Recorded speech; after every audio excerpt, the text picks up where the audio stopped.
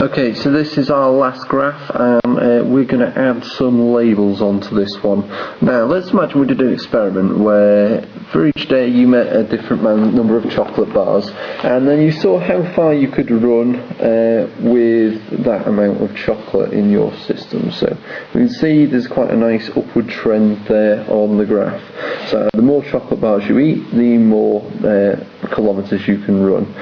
So let's just add in some values now. Very quickly, number of chocolate bars is along the bottom, so let's add that in. Okay, we've added that one in. You may now think that I've actually missed something off, but I haven't. See, the number of chocolate bars has no units, so we don't need to add that in. Next, we're going to add in the distance ran in kilometres to the side.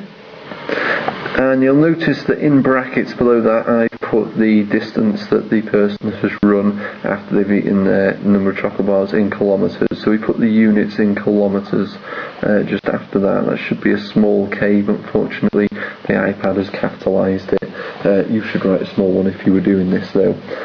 Next we need to come up with a name. Now this usually we'll start off with something like graph to show.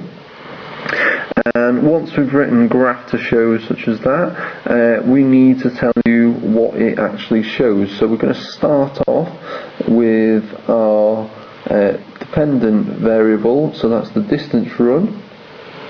And then we're going to add in our independent variable. So we're going to say graph to show the distance run against the number of chocolate bars eaten. And this very simply is the title. That is all we need for our graph, and we should now have a perfect graph.